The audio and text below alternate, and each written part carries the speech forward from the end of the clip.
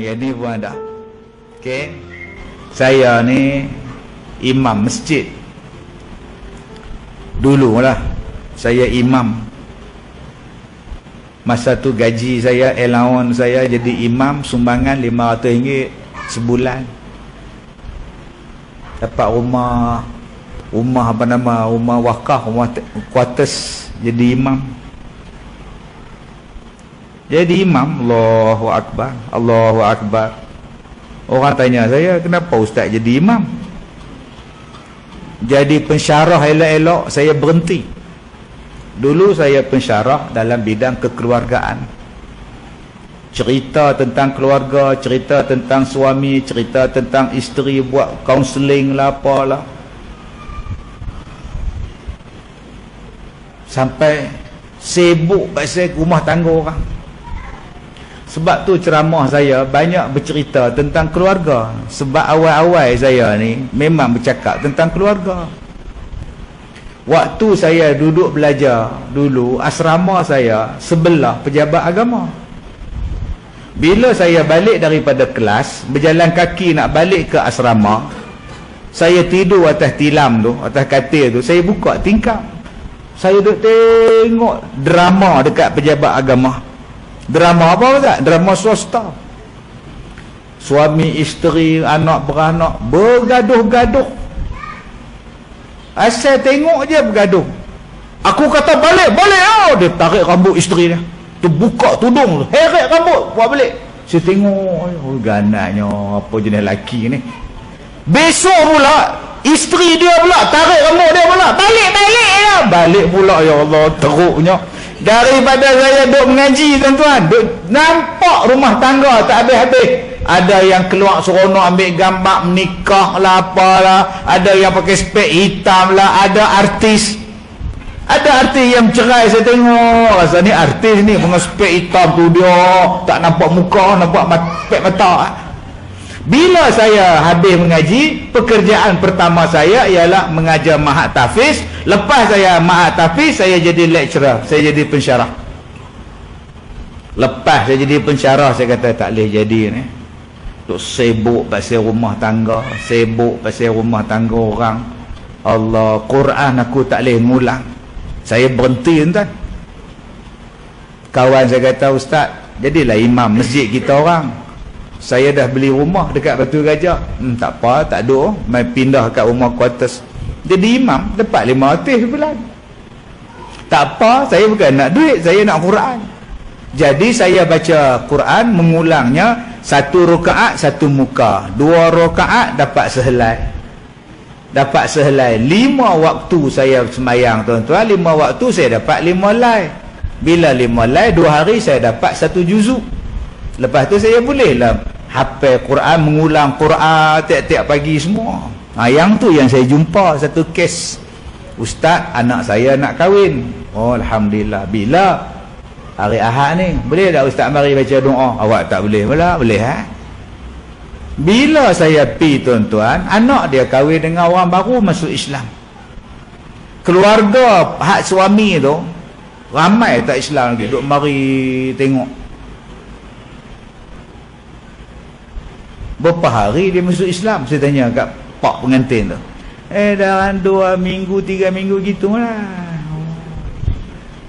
Lepas tu kahwin dengan anak abang. Kahwin dia pun anak tak kita bagi. Macam Hayameh pula tuan ni. Kan Hayameh ni asal bercakap je mesti dia gelak di hujung kan. Kawan, aku nak ke kedai di hujung sana. Aku nak beli sesuatu. Kamu jangan ke mana-mana pula ya. Nampak tuan-tuan tu. Tu style Hayameh punya drama tak? Benda faham tak faham tu dah. Pak dia macam tu.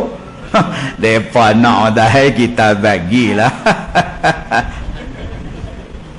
2 minggu lepas kahwin dia mai jumpa saya. Anak dia pergi ikut laki dia, telefon nombor tak ada, apa pun tak ada. Saya kata pi rumah dia lah di KL.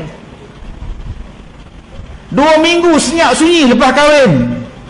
Bila pi di KL tak ada rumah, alamat pun tak ada, tuan-tuan. Agak-agak jadi apa pada anak dara dia? Tuan-tuan ingat hari ni masuk Islam tu nak Islam ke? Kadang-kadang pasal dia nak tarik anak kita masuk agama dia. Cinta punya pasal, suka punya pasal, nak dapat Syahrukh Khan punya pasal, lama-lama agama tergadai. Tak menangis mak dia. Tak tahulah ustaz, oh anak saya ni tak tahu apa. Saya sebab tu kalau orang datang jumpa saya, dia kata anak dia nak nikah dengan mu'alaf, saya kata boleh, suruh dia pergi mengaji pondok lah. Bagi dekat dia 6 bulan belajar agama tu. Jangan anak dara tu kata tak apa ustaz, lepas saya kahwin saya akan bimbing dia. Bimbing, anak jadi belimbing boleh. Bimbing apa? Gatai sangat nak menikah, sabar lah sat lu. Kita bela anak kita 22 tahun, bela anak kita 24 tahun, pergi bagi nikah orang tak tentu hala, 2 minggu hilang agama dia. Apa nak jadi ni tuan-tuan? Ustaz kalau macam tu ustaz, orang tak minang anak dara saya, biar pergi tak minang, daripada dapat pada orang yang tak berjenis.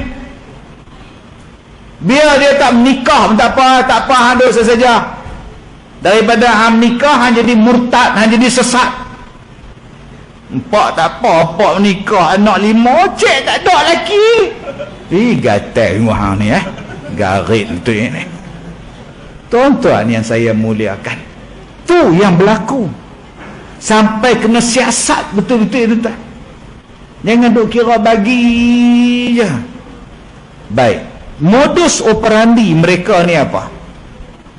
Okey, kita ada anak dara. Nak kata lawa tu manis lah, lawa tak ada ustaz, manis tu ada. Berkenalan dalam laman sosial, chatting, WhatsApp, chatting, Telegram. Kalau belah Kedah ni tak panggil ayah, panggil pak. Dia kata pak hari Sabtu ni kawan cik nak main. Pak terima tau. Orang mana? Orang KL. Pak terima tau. Tengok lo, kata pak lah. So aja kelang tunang hantar nak pi Kamdar, nak tengok baju pengantin, cadar. Itulah kali terakhir anak dia keluar. Mak dia telefon, bapak dia mai jumpa saya. Dia kata ustaz anak kami ni keluar dengan tunang lah, tak balik lah. Dah report anak ustaz. Ustaz minta tolong buat sembahyang hajat boleh tak? InsyaAllah saya buat. 2 hari lepas tu mak dia call, jumpa dah. Alhamdulillah ustaz, jumpa dah anak makcik ustaz. Di mana kak? Di KL ustaz, kat hotel.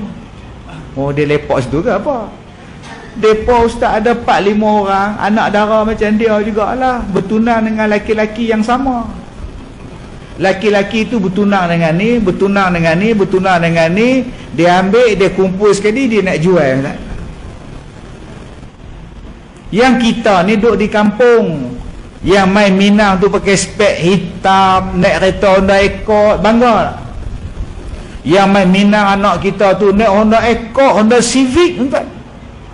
Main dengan mak dia, pak dia, takkan tak percaya. Rupa-rupanya tu bukan mak dia, tu bukan bapak dia, scammer berlakon untuk ambil anak kita, bawa anak kita berjalan, lepas tu colek jual tuan. Nasib baik dapat diselamatkan. Jadi berhati-hati adik-adik ni, jangan duk seronok sangat. Orang naik Honda main, naik Honda Civic, naik Honda Accord main ngorak kita tak apa hari ni, naik Myvi pun jadi ni. Sudah tuan-tuan. Main The King pula ni, Myvi The King lah beza King pula dah. Dulu Myvi tuan. Jadi elok-elok tuan-tuan, berhati-hati. Zaman sekarang ni kena berhati-hati. Bukan setakat anak dara kita berhati-hati, makcik pun berhati-hati. Tak ada pasal kita 65 dah. Nak gatai apa ni? 65 minggu lepas kat Lehau 30,000 hilang. Umur 66, 30,000. Dah bagi belum saya tanya? Dah bagi dah ustaz. Yang kau bagi pasal apa? Dia kata nak menikah dengan kau. Dia kata nak belanja tu lah, tambang dia balik lah, tambang apa semua kau bagi ke dia, bagi. Malah kata apa lah. Televisen duk cakap, radio duk cakap, ceramah duk cakap, jangan percaya dengan love scam. Cinta yang menipu, penipu cinta. Memang Kak Leha sekarang tak ada orang ngorak Kak Leha, tak ada siapa lah, tak ada katai padan tua katai. Memanglah orang tak ada apa Kak Leha cakap macam tu sebab orang tak try Kak Leha. Cuba Kak Leha buka Telegram, tiba-tiba ada orang masuk. Hello, siapa ni? Ni siapa ni? Dia kata ni bukan John kah? Oh dah, ni Leha. Leha, okay, sorry, wrong number. Besok dia start. Hello, are you okay Leha? Kita cikgu bahasa Inggeris. I'm fine, thank you. What about you? Wah, sudah tuan-tuan. Lama-lama terus bercinta. Daripada Amerika, nama David. Dia kata dia berminat dengan Malaysia, dia berminat dengan Kedah, dia berminat dengan Semeling apa semua. Kita pun cerita. Dia kata boleh tak kita berkenalan? Boleh. Saya suka bagi pada awak cincin hadiah. Dia kata suka. My immigration telefon custom. Ini Puan Zaleha. Ya, Puan Zaleha ada kiriman dari USA. Ya. Ada kawan saya nak bagi tu ni, tapi Puan Zaleha kena cukai lah dalam 10,000 kalau dia tak lepas barang ni. Oh ya ke? Tak apa saya bank in 10,000. Sebarang tak sampai lagi, tak lepas lagi 15,000, tak lepas lagi 30,000. Bila 30,000 mai serbu saya. Ustaz buatlah sembahyang hajat. Malah aku orang dah kata dah jangan. Setakat nak cari David buat apa? Jauh. Ni di Semeling ada. Dia tak nama David, Haji Daud nama dah. Bujang punya lama dah mai cari Haji Daud. Rumah ada, kancil ada, bendang ada, rumah sewa 2 pintu. Pergi nikah dengan Haji Daud. Kencing manis ada, gaut, jantung. Baik. Yang pertama, jom kita bekalkan di akhir zaman ni tuan-tuan, iman, ilmu pada anak kita supaya tauhid dia betul, supaya semayang dia betul, agama dia betul. InsyaAllah bila betul ni selamat, mudah-mudahan. Mari cabaran macam-macam pun insyaAllah kuat amalan dia. Yang kedua, saya tengok ada satu penceramah tiap hari duk keluar dalam ceramah ni. Bukan orang negara kita lah, orang tempat lain. Dia kata apa?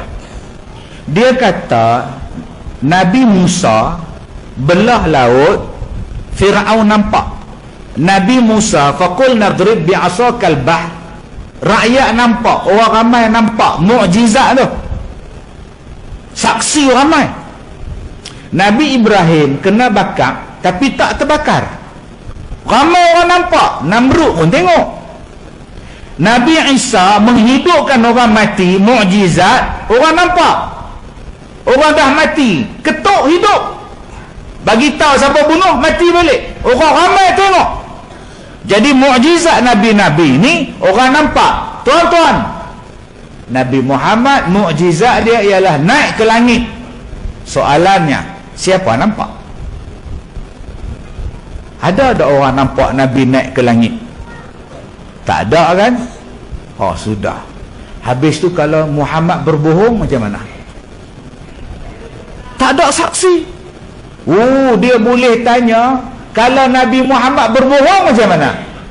Kita sudah kena tipu, bapak-bapak. Sudah kena tipu. Dia menimbulkan satu keraguan terhadap Nabi kita. Kalau dia tanya pada Kak Som, Kak Som, Nabi Muhammad naik ke langit, siapa tengok Kak Som? Tak tahu Kak Som, tak tahu. Bila Nabi naik? Astagfirullahalazim tuan-tuan. Memang tak tahu apa langsung Kak Som ni tuan-tuan. Dia tanya pula bila Nabi naik ke langit. Atau Kak Som dengar ceramah Isra Mi'raj dulu, bila Kak Som tak Nabi, tak nak mai Isra apa pun tak tahu. Azura Kak Som mai makan bubuk.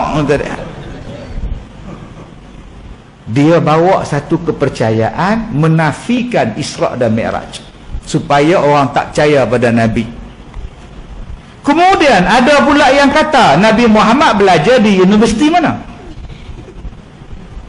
Anak Kak Som, Universiti Antarabangsa UIA. Anak nombor 3, Universiti USIM. Anak nombor 4, Melaya. Anak nombor 5 Universiti Al-Bukhari. Anak Kak Som semua pandai-pandai. Nabi Muhammad ni universiti mana Kak Som? Membaca tak boleh, menulis tak boleh. Takkan kita yang berjaya ijazah, master, PhD bernabikan Nabi hak tak erti baca Quran, yang tak erti menulis, tak erti membaca? Ya tak ya juga sudah. Ajaran hari ni tuan-tuan menafikan Nabi Muhammad tu pandai. Pahaman sesat hari ni tuan-tuan menafikan mukjizat Nabi Muhammad sallallahu alaihi wasallam. Tuan-tuan pernah tak dengar satu lawyer kata Nabi Muhammad bukan contoh suami terbaik? Kalau tuan-tuan kata Nabi Muhammad contoh suami misali, saya bantah. Ui, garangnya lawyer ni. Nabi Muhammad bukan contoh. Kenapa? Nabi Muhammad duduk dalam gua Hira, tinggalkan isteri dengan anak-anak. Adakah seorang suami yang bertanggungjawab duduk dalam gua, tak balik rumah, anak-anak dijaga oleh isteri? Mana kasih sayang, mana pendidikan, mana cari makan pada anak dan isteri? Inikah contoh? Oh sudah tuan-tuan. Cuba dia pergi tanya pada Kak Nak. Kak Nak kata apa? Kak Nak fikir tengok. Kak Nak pun tengok fikir, tengok fikir. Suami jenis apa Nabi ni Kak Nak? Itulah Kak Nak duk fikir tu. Sudah Kak Nak pula ajaran terbaru dia tuan ni. Dia bawa satu ajaran Nabi Muhammad bukan contoh terbaik. Dia bawa pula ajaran tuan-tuan Nabi Muhammad ni nikah ramai. Memanglah orang laki-laki suka nikah ramai. Nabi mereka pun nikah banyak. Nampak? Ni akak-akak leha ni. Nak jagalah aurat ni pakai stokin daripada kaki pergi ke paha. Punya tebal stokin tu. Tak main lah stokin nipis tu. Stokin laki dia main bolong.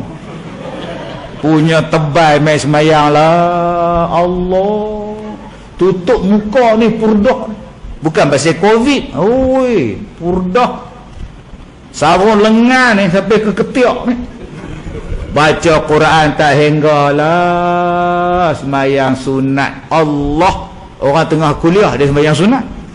Puasa ni tersaduk habak tuan-tuan. Oi, habis-habis puasa Ramadan tu, raya pertama puasa sunat dah. Loh, rajinnya Kak Leha. Raya pun puasa ni. Oi, Kak Leha sayang pada Islam Ustaz. Kak Leha sayang pada Allah. Kak Leha nak ikut Allah, nak ikut Rasulullah Ustaz. Suami Kak Leha kata menikah lain. Apa? Sudah tuan-tuan. Tak guna punya jantan. Nak ambil pisau tak? Apa ni nak kena ni? Kak Leha, nikah dua ni halal Kak Leha. Islam membenarkan nikah dua. Kalau suami tu cukup syarat apa semua boleh. Halal tak halal? Nak tengok boleh? Mai lah. Selendang dia buang, stokin dia buang tuan-tuan. Baru tadi dia kata Kak Leha sayang agama Kak Leha. Mai nikah dua tak setuju. Macam mana cerita ni? Abang-abang tadi pun amboi. Bila saya kata main menikah dua bantah, hak lain terima. Punya gelak lah. Kena padan muka dia pak. Aku nak nikah tak bagi. Pelok ustaz kata pun. Mengaku Islam tapi tolak nikah dua apa? Amboi, kena ke orang gelak sungguh. Saya baru balik daripada umrah. Okey. Cuba tuan-tuan tengok orang pergi umrah ni. Allah. Setengah jam sebelum bang mai lah. Tambah Jumaat 2 jam sebelum bang mai lah. Tiap-tiap waktu tuan-tuan keluar masuk hotel masjid hotel masjid. Saya tanya pada pembantu saya, satgi hang turun daripada hotel ni sampai masjid hang kira langkah berapa langkah? Tak cakap tuan. Kami dua tak cakap, duk kira langkah. 1, 2, 3, 4. Masuk hotel, masuk masjid, keluar hotel masuk masjid 1000 langkah. Balik 2000, kali dengan 5, 10,000 langkah. Kencing manis turun tu. Jadi abang-abang kalau rasa kencing manis tinggi, pergi umrah. Pergi masjid, surau masjid, masuk masjid hotel 10,000 langkah, kencing manis tinggi 5 lah. Okey, tanya dekat dia, Haji abang sembahyang Ustaz, kita orang Islam Ustaz, kena terimalah Islam keseluruhan dia. Apa makna kita ni Islam sembahyang pun tak, saya Ustaz cakap dia Ustaz, saya apa pun hak bahasa Islam saya terima Ustaz. Bagi. Elok bang. Hudud abang terima. Hudud kita kena buat perintah Allah tu. Kemah ni. Habis sembahyang masjid Nabi, Masjidil Haram tu, duk simpang jalan 4-5 orang duk longgo atas batu tepi jalan. Agak-agak depa buat apa? Agak-agak buat apa entah? Agak-agak buat apa? Tu hak terima tu. Hak tu pula tak boleh buang lah. Dah lah dia tak apa. Tak apa tuan. Macam mana hak kata hak Islam kita ni? Semua benda kita kata aku terima, mai hak tu kita tak tinggal. Dahsyat tuan-tuan. Nak masuk udkhulu fis-silmi kafah tu lagu mana? Masuklah dalam Islam tu secara keseluruhan. Bukan yang mana aku setuju aku ambil, yang mana aku rasa sesuai aku pakai, yang mana ini tak boleh pakai ni. Tak boleh. Kita tak boleh kata kita Islam yang terbaik tuan-tuan. Belum lagi. Sebab tu saya kata tadi, ajaran sekarang ni tuan-tuan, dia membawa ajaran hilangnya kepercayaan pada Nabi Muhammad sallallahu alaihi wasallam. Macam mana Ustaz? Macam mana yang jalan bagi orang tak percaya ni Ustaz? Banyak tuan-tuan. 1001 jalan. Balik rumah tuan-tuan buka An-Nisa ayat 115. Peringatan daripada Allah siapa-siapa yang tak mau ikut Rasulullah dan nak ikut jalan lain daripada jalan Nabi sallallahu alaihi wasallam, dan menyakitkan pula Nabi sallallahu alaihi wasallam. Wa may yushaqiqir rasul, siapa-siapa yang menyakiti Rasul, nak menipu Nabi. Zaman tu kisah Tu'mah menipu Rasulullah. Ada satu orang nama dia Tu'mah yang menipu Rasulullah dalam ayat tu. Cerita dalam asbabun nuzul dalam ayat tu. Tapi nak cerita umum pada kita, berapa banyak orang yang menyakiti Nabi Muhammad. Ada yang kata Nabi Muhammad mak dia masuk neraka, bapak dia masuk neraka, sampai hati tu. Boleh pergi kata mak Nabi masuk neraka, ni kejadian apa? Mak Nabi kita, dia sakitkan hati Rasulullah. Padahal mak Nabi, bapak Nabi tu, cuba tengok balik agama dia agama apa? Bukan mereka tu sembah tokong, bukan sesat tuan-tuan. Tuan-tuan yang saya muliakan, sampailah mereka menghilangkan kepercayaan apa yang Nabi cakap dalam bentuk apa yang Nabi sebut. Nabi tak betul. Makcik baru ni cek darah tak cik mana ya? Tuan-tuan, cik mana 18. Tinggi tu. Doktor kata makcik makan apa? Makcik habak makan kurma. Tu kata kurma jahat tak? Bagi naik gula. Dia kata kurma tu jahat, naik gula. Nabi kata siapa yang makan kurma ajwa 7 biji sehari, menghilangkan racun dalam badan dia. Tapi hari ini orang tak bagi makan kurma, dia kata gula naik, jahat tu. Muncul bibir tu, makan dia 18 haram jadah orang lah. Buka puasa pun takut nak makan kurma. Tak lama lagi elang kurma keluar, tu tanda-tanda nak puasa. Yusuf tak lama keluar pula orang tak. Berapa ramai tak berani makan pasal kurma tak elok. Pasal apa kurma tak elok? Kurma tak salah kau. Yang salahnya depa gaul kurma tu dengan gula. Hari ni kurma hak tuan-tuan makan tu, depa masak, depa gaul apa semua, buh dengan gula. Lepas tu mereka jemuk, mereka keringkan, mereka hantar kat kita. Kita makan kurma memang manis, melekat. Sebab tu tuan-tuan, basuh dulu. Ni kadang-kadang makan kurma tak ada basuh. Ustaz, ni berkat Nabi Ustaz, makan. Kak Leha pernah tengok tak macam mana mereka duk buat kurma? Pernah tak tengok tuan-tuan mereka proses kurma tu macam mana? Yang tuan-tuan duk telan tak basuh-basuh tu. Berkat tahu ni Madinah macam Ustaz. Lain kurma ni India, ni kurma buat. Mereka ada kawah besar, mereka bubuh ayak gula, mereka buk, kacau, kering jual. Jemuk jual. Kita bukan makan kurma ori, kita makan kurma gula. Kalau tuan-tuan tengok cara mereka buat tu, saya tak dia main tuang atas lantai, atas simen semua tuan-tuan, dengan pijak dengan kaki lah apa. Macam tuan-tuan tengok dalam TikTok, ada negara yang duk masak tepi jalan, tuan-tuan tengok tak? Yang duk jual barang-barang makan tepi jalan tu, celuk tangan pergi ketiak, duk kacau. Tu nama jus al-tange wal kaki ni buat tuan-tuan. Dia perah ayak buah tu pun dengan kaki kat leher.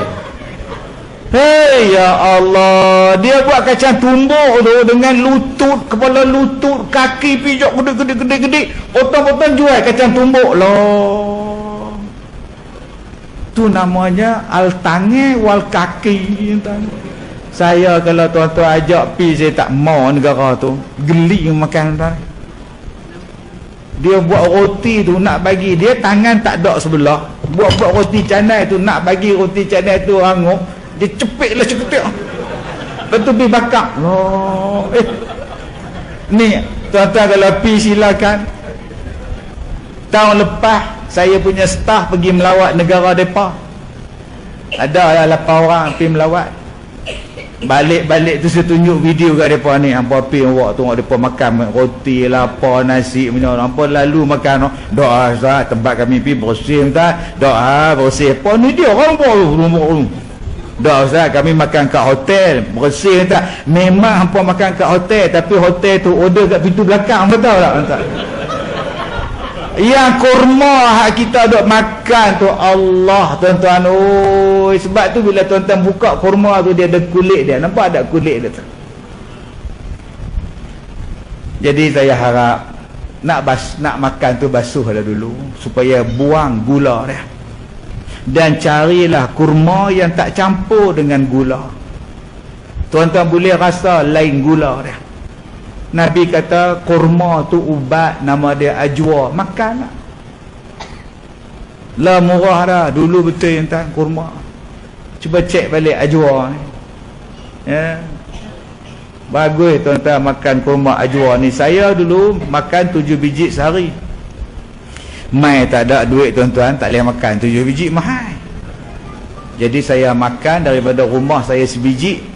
Saya duk kebam dalam mulut, duk kemam dalam mulut ni, sampai ke ofis baru saya telan.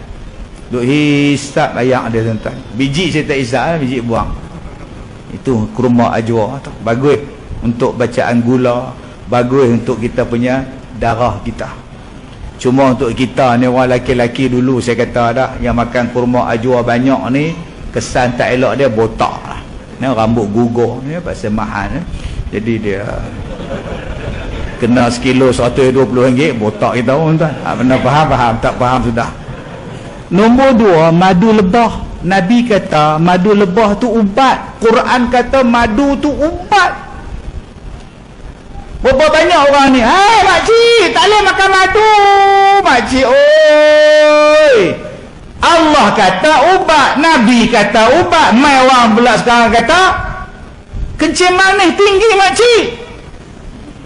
Jahat lagi. Tadi kurma jahat, ni jahat ni. Apa? Madu. Madu lebah pun jahat, madu orang lagi jahat. Tuan-tuan, yang makcik makan, yang menaikkan gula pada makcik, madu tiruan makcik. Lepas tu orang fitnah kata madu jahat. Madu tiruan, campur gula. Cari madu yang betul. Ustaz ambil madu yang betul di mana? Saya ambil satu di Bahau, Negeri Sembilan. Ada kawan saya tu, imam tu orang Indonesia. Bila saya kehabisan stok, saya telefon, Mam, madu. Sebab dia ni masuk lautan cari madu atas pokok. Satu lagi saya ambil daripada Thailand. Kawan saya dia buka ladang madu lebah. Dia belah madu lebah dalam longan, kebun longan. Ustaz ni pun saya madu lebah ni ustaz, madu belah. Jadi pun gula saya naik ustaz. Tak boleh ustaz, madu memang tak elok ustaz. Ni lebah belah ustaz, bukan tiruan punya madu. Memang lebah belah mak ngah. Tapi depa jamu gula dekat madu, dekat lebah. Depa bancuh gula, ayak gula, depa tuang dekat madu lebah. Yang lebah ni tuan-tuan duk nganga.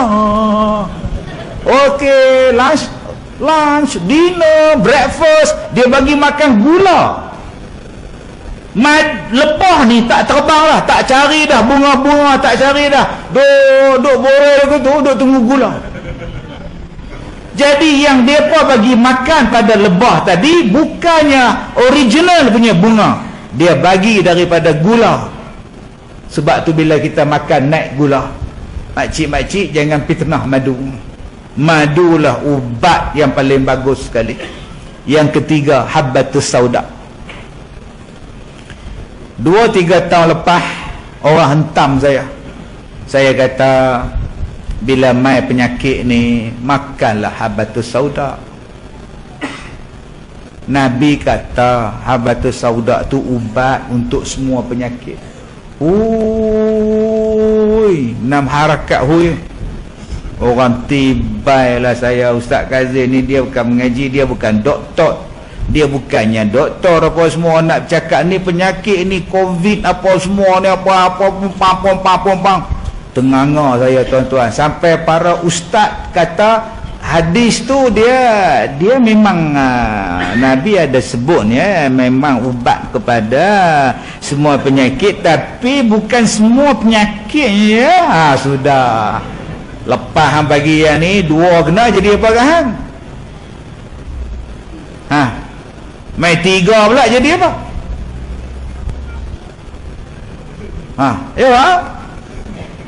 Pasal apa tak ambil perubatan hak Nabi kata habbatus sauda? Saya tak kata saya sihat. Saya tak kata saya ni ustaz ni riak. Saya tak riak apa tuan-tuan. Saya tuan-tuan bayangkan saya punya jadual tuan-tuan sibuk tuan-tuan ni. Dia cerita je dia banyak lagi cukai mai pula dah. Hari Khamis pagi saya ceramah dekat TMB Alustar pukul 9 pagi. Pukul 2 petang saya ada di Pendang. Pukul 4 petang saya buat rakaman dekat Sungai Petani, dekat MZ Holding. 2 petang buat rakaman. Malam tu saya ceramah dekat surau apa, dekat Sungai Petani, saya lupa. Surau kat masjid ke saya lupa. Lepas tu saya terus pergi ke KLIA. Saya naik kapal terbang tuan-tuan pukul 6 pagi. Mana ada rehat. Sampai KLIA jam pula dekat Gopeng tu. Jam, Allah, accident pula tuan-tuan. Jam pula dah. Saya kata tak dah kapal terbang ni. Lepas subuh naik kapal terbang, jalan pergi umrah. Baliknya tuan-tuan hari Jumaat saya sampai di Ipoh hari Sabtu petang. Sampai sekarang saya tak berhenti lagi ceramah. Daripada balik umrah, sebelum umrah sampai sekarang. Ustaz tak batuk Tak. Alhamdulillah. Ustaz tak demam Alhamdulillah. Tak demam. Ustaz tak ada ke teltih ke penat-penat ke? Tak tahu, sihat. Ni hak balik umrah ni ke apa masuk uat. Duk kongkang batuk. Hak demam. Saya kata, hampa ni tengok saya sihat. Tapi hampa tak tanya saya, ustaz makan apa? Saya tiap-tiap hari saya makan habbatus sauda. Sebab Nabi kata habbatus sauda tu ubat untuk segala penyakit. Saya makan pil habbatus sauda. Saya minum biji habatus sauda tu, saya tumbuk biji tu, saya campur dengan teh, saya campur dengan buah belagah. Tiap-tiap hari saya minum. Tak pernah miss. Saya ambil madu lebah, saya campur dengan telur separuh masak, tuan-tuan. Saya makan dengan air za'faran, saya makan dengan jus durian Belanda, saya makan pula dengan minyak zaitun. Sebab minyak zaitun Allah Ta'ala sebut buah zaitun dan minyaknya dalam Quran. Tapi ustaz, minyak zaitun dia jadi perik lah dia perik baik. Itu masalah. Nak sedap makan air gula, apa makan air gula? Nak rasa sehat, bila Nabi kata dia ubat, bila Quran kata dia ubat, kenapa tak yakin? Jom tuan-tuan, hari ini COVID naik balik. COVID naik balik. Jom kita buka sistem imun dalam badan kita. Pertahankan imun badan kita jadi kebal. Ada immunity dalam badan kita, ada kekebalan dalam badan kita. Mai batuk ke, mai sesema ke, apa benda ke, insya-Allah Allah pelihara kita. Jalan dia apa? Nabi dah bak dah. Habbatus sauda. Jangan kita ulangi balik apa yang telah kita lakukan 2 tahun yang lepas. Jangan kita balik lakukan balik, paksa orang, paksa dalam tak paksa. Sudah, kita galakkan orang ramai ikut pemakanan Rasulullah. Itu yang terbaik, membina kekuatan dalam badan daripada sunnah, daripada alam. Bukan kita tak tahu masukkan apa-apa benda dalam badan kita. Daripada apa binatang buat ni kita tak tahu, mai tak ada je, tak marah. Jadi insya-Allah tuan-tuan, mulai besok cari ustaz macam mana ustaz makan. Baik, tuan-tuan yang saya hormati, saya minta pada tuan-tuan, jom kita amalkan pemakanan sunnah. Ustaz boleh tak makan nasi? Boleh. Cara yang terbaik makan nasi macam mana ustaz? Masak dululah beras tu. Tahu lah, bodoh dengan ustaz ni, tu tak yabam, tak apa. Yang pertama, makan nasi jangan waktu panas. Makan nasi tu tunggu dia sejuk baru makan. Sebab Nabi pesan, jangan makan makanan waktu panas. Kita hari ni bukan setakat panas, dengan dapur duduk atas meja. Bawa dapur-dapur gas tak atas meja tu, berapi tu, pergi rendam sana, pergi rendam sini, ngak makan. Ni bukan sunnah Nabi tu. Haram ke ustaz? Tak haram, silakan. Anak makan gas pun boleh. Saya tak kata haram, saya cuma pesan Nabi kata jangan makan makanan waktu dia tengah panas, bagi dia sejuk sikit. Sebab makan makanan yang panas, dia merangsang benda dalam badan kita. Dia merangsang darah kita, dia merangsang benda-benda yang mati, dia hidupkan. Sebab tu tuan-tuan, kalau nak makan nasi, masaklah mak ngah oi. Tapi kita tunggu dia sejuk sikit, kita makan. Dan hari ni kita kata tak sedap. Sebab tu kita tekan periuk karan tu, kita tekan wang, kita nak bagi dia panas. Jadi itulah yang menaikkan bacaan gula kita. Nombor 1, makanlah nasi. Saya makan nasi sehari sekali. Dan malam saya tak makan dah. Susah tuan-tuan makan malam. Saya makan benda lain, malam saya tak makan. Tak tahu kalau tuan-tuan terbit pergi makan malam. Ngangah. Apa mak makan malam? Susah. Anda faham tak faham sudah tuan-tuan. Jadi selepas sekarang ni jangan duk makan lah. Benda-benda berat saya makan dah. Kalau nak makan agak makan buah. Okey. Jadi nombor 1. Nombor 2, Rasulullah makan tak roti? Makan. Nama roti Nabi apa? Syair. Roti kasar. Jadi akak-akak, kalau akak-akak nak makan roti, silakan. Tapi pastikan dibuat daripada tepung gandum yang tak campur nama dia satu bahan, nama dia gluten. Saya tak makan roti canai kalau roti canai itu dibuat dengan tepung yang ada gluten. Saya tak makan, tuan-tuan. Gluten ni yang merangsang kita punya kenciman ni. Dia ada gula dah. Rasulullah makan tak tepung gandum? Makan. Nabi tumbuk tepung tu. Nabi tumbuk gandum tu jadi tepung. Nabi tak campur apa-apa. Tuan-tuan kena cari tepung tu, ada di supermarket. Dia tulis no gluten, free gluten. Beli, masak. Jaga makanan putih. Nombor 1 nasi, nombor 1 tepung. Ambil yang Nabi makan. Nabi makan yang kasar. Apa dia yang kasar? Benda yang penuh dengan serat, benda yang penuh dengan fiber. Kalau zaman kita sekarang oats. Jadi akak-akak, abang-abang, kalau boleh sarapan kita pagi dengan oats. Makan balik apa yang Nabi sebut. Yang keempat, apa yang kena ada dalam rumah kita? Madu lebah. Ustaz, minum madu lebah macam mana? Minum. Tak, Ustaz, minum. Saya minum ada 2-3 cara. Nombor 1, saya ambil air hangat. Saya tuang madu, saya tuang air hangat. Saya kacau dia, tunggu dia sejuk sikit, saya minum. Ustaz, bila kacau tu dia tak boleh dengan sudu besi, Ustaz tu. Sudu apa pula? Dia kena sudu plastik. Oh gitu. Zaman Nabi plastik ada ke besi ada? Mana dulu? Plastik ke besi? Habis itu, pasal apa pakai plastik pula? Sampai tak boleh kata besi ni main mana? Besi tu ada surah dalam Quran, nama dia surah besi. Surah plastik tak ada. Nama dia Al-Hadid, surah besi. Kenapa benci pada besi? Yang bahayanya ialah plastik. Ni, botol plastik. Ni yang ni. Tuan-tuan duk jemuk dalam kereta. Tuan-tuan duk jemuk ayam botol ni dalam kereta. Tengah-tengah panas tu, duk tok seat belakang tu. Tuan-tuan pergi minum dalam plastik. Yang tu yang tak elok. Tuan-tuan bacuh kopi. Sebab tu saya pergi Mekah, saya tak beli, tuan-tuan, teh kat tepi jalan, teh kat di kedai-kedai, dia bagi kap kertas. Saya tak beli, tuan-tuan. Sebab kap tu dia kertas.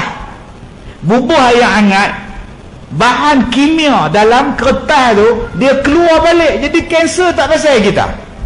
Jangan masak makanan dalam kertas. Orang hari ni, tuan-tuan, beli Maggi apa mi segera dalam kertas, pergi buah air hangat makan. Panas-panas. Kenapa tak guna kaca? Jaga. Jangan guna polistrin. Yang ni yang kena disebut. Yang ni yang pihak berkuasa kena buat. Jangan duk bubuh benda-benda hangat, cakutia, pergi bungkus dengan polistrin. Tuan-tuan cuba tengok, dia jadi kembang tak? Kembang polistrin tu. Kembang tu masuk dalam mana? Tak masuk dalam perut kita. Ni nama dia pinggan. Dah Ustaz, pirin. Bodohnya Ustaz. Tahulah contoh, Ustaz. Contoh. Ni nama pinggan, nama pirin. Ni bunga ni kan. Kita boleh masak ayam hangat ke, tom yum ke apa ke. Bunga ni insya-Allah tak hilang. Sebab dia buat pada kacau. Tuan-tuan tengok tak? Tuan-tuan duk makan tom yum, dia bagi mangkuk kat kita. Tuan-tuan nampak mangkuk tu warna kuning ke warna apa? Ada dalam tu. Bukan kuning dah, hitam lah. Sebab dia guna melamin. Melamin ini dia bukan kaca. Pasal apa orang suka melamin? Jatuh tak pecah, ringan. Tapi dia buat daripada apa? Bila buah benda hangat, sup ke, tom yum ke, lama-lama dia kikih bunga tu, dia kikih warna-warna tu, dia kikih tu, dia pergi ke mana benda tu? Pergi dalam perut kita. Lama-lama nipis. Tak percaya, tuan-tuan, pergi kedai tepi jalan tu, minta pinggan kat dia, mangkuk dia, main mangkuk kosong, cuba tengok dalam dia warna apa.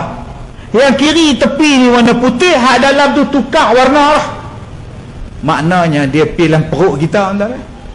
Kemudian kita bising duk cakap, tak tahulah tiba-tiba kanser. Kalau saya, tuan-tuan, sebab tu dulu Orang nak pilih saya jadi orang yang berhormat. Orang punya makilah saya. Bodoh punya ustaz. Ini gila duit kuasa punya ustaz. Malah aku bergaduh dengan hampa. Aku pun tak minat dengan politik. Aku suka hampa. Bayangkan kalau saya jadi menteri sekarang macam mana tuan. Tak ada dah polistrin ni. Tak ada lah tuan. Pasal saya nak jaga kesihatan.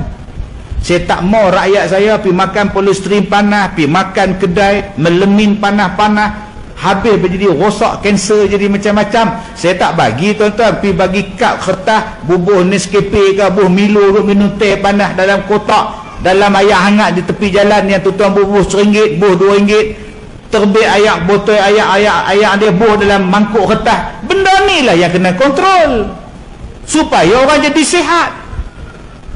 Sekarang ni tak ada dia cakap tuan-tuan, cakap sikit je, buat betul-betul supaya kita jadi sihat macam mana Rasulullah tu sihat. Tepung, gula, yang ni yang kena kontrol.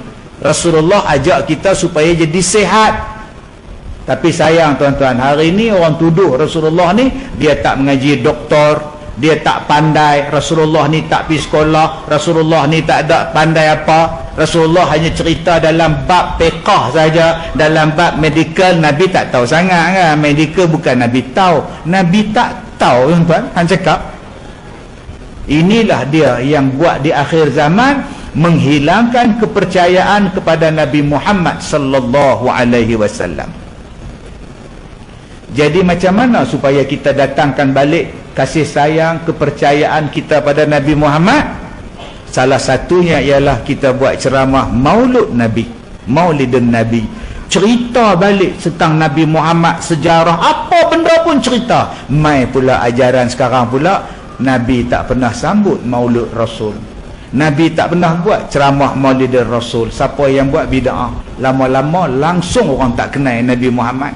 Bahaya tak bahaya pahaman ni tuan-tuan? Ni pahaman akhir zaman.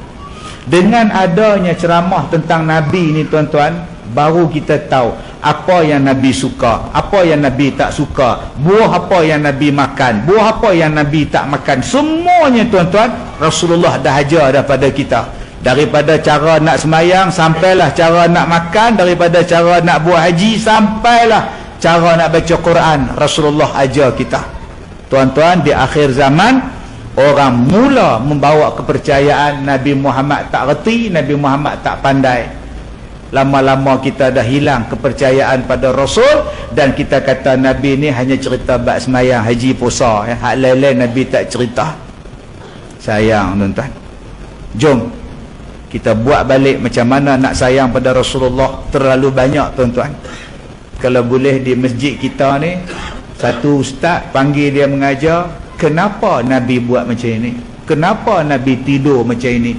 Kenapa Nabi mandi macam ini? Kenapa Rasulullah berjalan macam ni? Kenapa Nabi Muhammad simpan rambut macam ni? Kenapa Nabi Muhammad buat lagu ni? Kenapa Rasulullah makan macam ni? Kenapa Rasulullah pilih untuk hidup macam orang miskin? Satu lagi fitnah tuan-tuan yang orang buat pada Rasulullah, Rasulullah tu miskin. Dia kata Nabi ni apa? Bila dia miskin, orang tirulah dia miskin. Dia boleh kata macam tu kat Rasulullah tuan-tuan. Rasulullah bukan miskin.